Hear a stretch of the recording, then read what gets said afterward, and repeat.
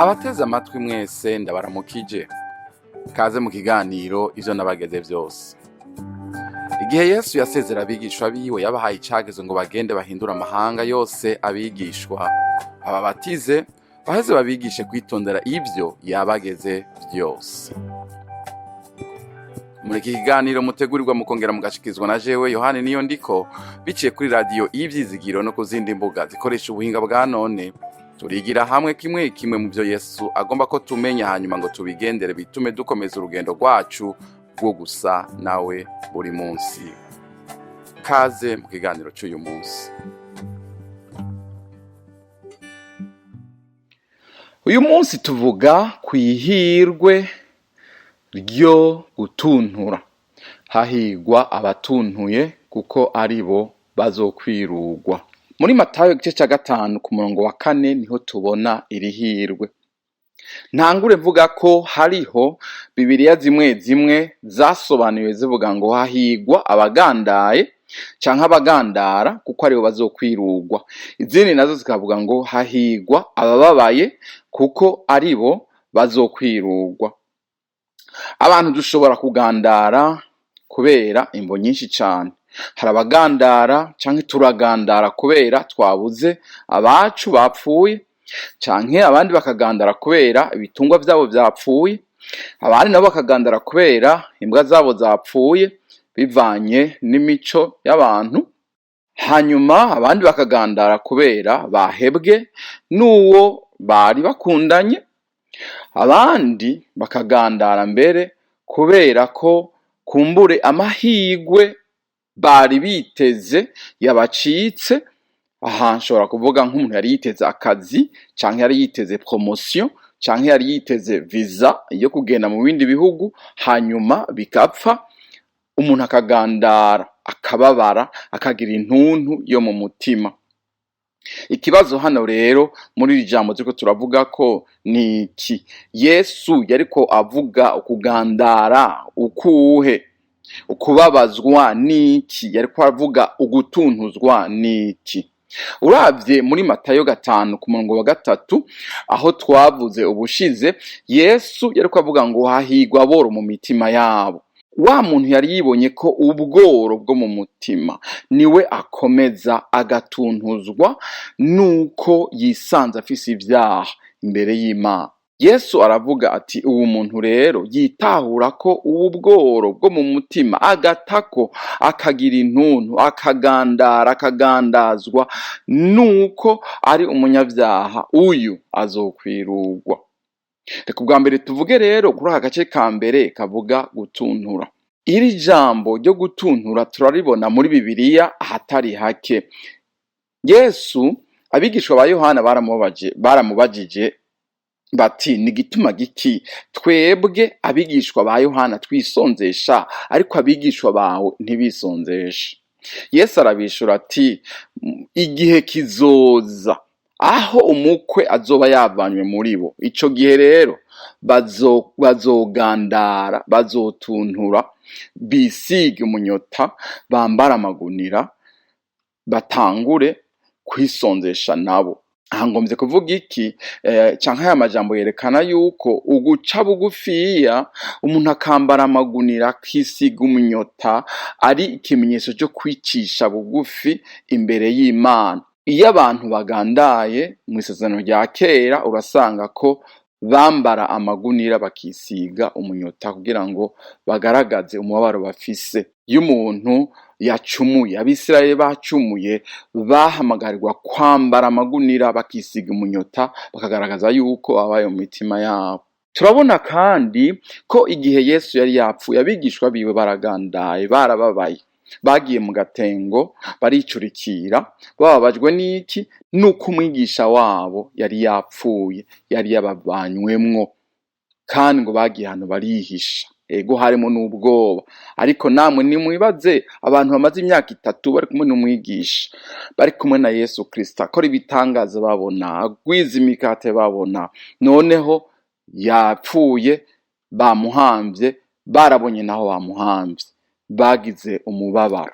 Imana idufashe cyane kumva ubukene igihe cyose wumva ibyaha byagutandukanije na Yesu Kristo. Ibi bituzane bidutere kuririra abantu bose, baba bacu, baba abo tuzi canke abo tutazi, badafise Yesu Kristo. Udafise Yesu akwiye kurira. Udafise Yesu nimba atiyumvamwo ubwo bukene, dukwiye kumuririra twebwe, tukaja ku mavi tukamuririra, tukamuborogera, tukamusengera Imana kugeza abohotse. Icyaha kiraremera bakundwa nshuti zanje, ku buryo akarorero tubona mu gitabo c'ingenzi mu Kristo yacinyijwe cyane n'umutwaro wiwe kugeza ubwo yashikiriye umusaraba awurangamije, akawuraba umutwaro wiwe ngo umuvako uratibuka, abona kugira amahoro ngo araturika, aririmbishwa n'umunezero. Mose yamanitse inzoka ku giti ngo abari bakomowe n'inzoka z'ubumara kubera bari bacumuye, ngo Imana ibwira Mose iti uzorarama karaba inzoka umanika hejuru ku giti y'umuringa, uyicure uyimanike hariya, azokira ubwo bumara. Kandi niko vyagenze.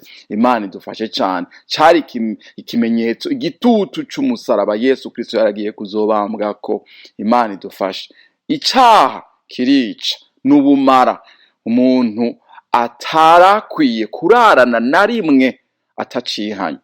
Mu Bakorinto ba mbere igice cya 5 turabona Paulo abwira ishengero ati abantu bagiye mu byaha, bakaja mu busambanyi bw'ubumaka, bakaja mu busambanyi bw'ibyo bita incest, ngo abandi bari bakwiye kubaririra, bakabagandarira, bakababorogera kugeza abo bantu baje bagapfukama bakihana.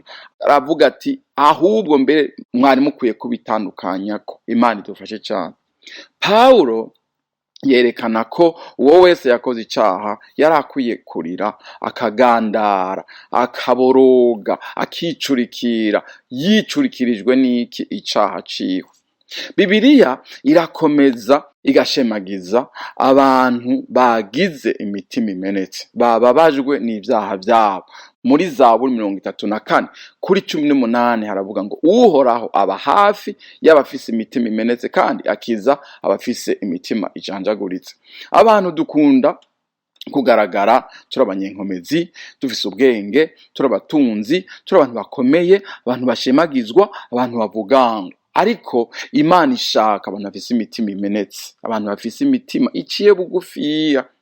Paulo yavuze ati ngo ariko nabana namwe mfise intege nke, ndi n'ubwoba, mpinda agashitsi. Arakomeza akavuga ati imvugo yanje n'ukwigisha kwanje ntivyarimwo amajambo y'ubwenge yo kwemeza abantu, ariko vyaserukamwo mpwemu n'ubushobozi, kugira ngo ukwizera kwanyu ntiguhagarare mu bwenge bw'abantu, ariko guhagarare mu bushobozi bw'Imana. Imana idufashe cyane. Bivuga ngo mu kumeneka, mu kujanjagurika, mu guca bugufi niho Imana ikorera, niho hari inkomezi, niho hari ububasha bw'Imana. Iyo duciye bugufiya tukaha umwanya Imana, tugaha ikibanza Imana, tukabwira tuti yewe Mana nuze ukore je ntavyo nshoboye, ugatarika amaboko, Imana iciza ikigaragaza, Imana iciza ikiyerekana. Mwibuke ko turi kwihirwe rivuga ngo hahigwa abatuntuye kuko aribo bazokwirugwa. Turiko tuvuga kandi ugutuntuzwa niki? N'ivyaha vyacu. Uwihana vya nyavyo abanza kubabara, agatunuzwa n'ivyaha yakoze, akumva ibimaramare, akumva uburemere bw'umuzigo w'ivyo vyaha biri ku rutugu vyiwe. Ibi ntibiraba abantu bamwe gusa, ibi biraba abantu bose, abashizwe hejuru n'abashizwe n'abatoya, abakomeye n'aboroshe. Imana idufashe cyane. Naho n'abarongozi n'abapastori, wari we wese, umuntu wese yakoze icyaha, Imana idufashe kubabara, dutunture, tubabazwe n'ivyaha vyacu kugeza tuvyatuye. Navuze ngo icyaha n'ubumara utari ukwiye kurarana n'umunsi n'umwe, ahubwo ukigikoze ubwo nyene ugira uti Mana mbabarira, ngirira imbabazi, ndi umunyavyaha. Bibiliya iravuga ngo tuvuze yuko atavyaha tugira tuba tuyigize umubeshi, Imana tuba tuyigize umubeshi. Twese dukeneye kuba nka wa mutoza kori yahagarara kure ngo ntashake no kubahuka kwegera, ngo ariko ngo akarira akishishitira ati mbabarira Mana ndi umunyabyaha. Uwo mutoza akora Bibiliya iramuvuga ko ikavuga iti uyu imugereranije na wa mufarisayo ngo yatashe atsindanishirijwe kuko wewe yari imenye aca bugufiya atakambira Imana. Turibuka Dawidi aho yarize akavuga ati yewe Mana mbabarira ntunkure ko mpwemu wawe yera ngo ungirire ikigongwe. Bibiliya iratwereka yuko Imana yamubabariye ukugabitanya kwiwe, akagira akorera akavuga ati hahigwa uwahariwe ugucumura kwiwe, hahigwa uwo kugabitanya kwiwe kutakimuharugwako, hahigwa abatuntuye kuko aribo bazokwirugwa. Muri Yesaya igice ca 61 turahabona ubuhanuzi bwavuga kuri Yesu Kristo. Haravuga ngo nshirireho abagandaye Isiyoni igitsibo mu gishingo c'umunyota, ndabahe n'amavuta y'akaneza mu gishingo c'ukugandara, n'umwambaro wo guhimbaza mu gishingo c'umutima uhondobereye, kugira ngo baze bitwe ibiti vy'ukugororoka, imyeroni yatewe n'Uhoraho, ngo bimutere icubahiro. Haleluya, Imana nishimwe cyane. Uwo wese agandaye, ababajwe, atuntujwe n'ivyaha vyiwe, ahabwa iki? Igitsibo mu gishingo c'ukurira, ahabwa umunezero mu gishingo c'umubabaro. Imana ishimwe cyane. Muri Zaburi 126 ku murongo wa 5 no 6 akavuga ngo ababibabarira bazokwimbura bafise umunezero. Imana ishimwe cyane. Ngo umuntu agenda arira asohoye imbuto, ngo ariko iyo azanye imbambo z'ivyo yimbuye akaza anezerewe, ntasubira kwiyumvira, ntasubira kwibuka wa mubabaro wiwe yagira akijana imbuto aja kubiba. Imana idufashe cyane. Reka ndangize mvuga ngo Imana niyo kwizerwa kandi iragororotse. Iyo twatuye ivyaha vyacu iraduharira, ikatubabarira, ikaduha amahoro atemba nk'uruzi. Imana nihabwa icubahiro. Hahigwa abatuntuzwa n'ivyaha vyabo, bakarira, bakarizwa n'intege nke zabo, bakababazwa n'ubukene bwabo bwo mu mitima, kuko baca basaba imbabazi Imana nayo ikabaharira. Kaze kwa Yesu Kristo, umwaturire ivyaha vyawe vyose, nawe arakubabarira kuko yapfuye ku musaraba ku bwawe nanje. Imana ishimwe, Imana idufashe. Amen. Ndabashimiye mwebwe mwese mwateze amatwi ikiganiro ivyo nabageze vyose. Twizeye ko mwafashijwe n'inyigisho y'ubu munsi. Tubifurije umugisha w'Imana mu banyu no mu vyanyu. Naho ubutaha.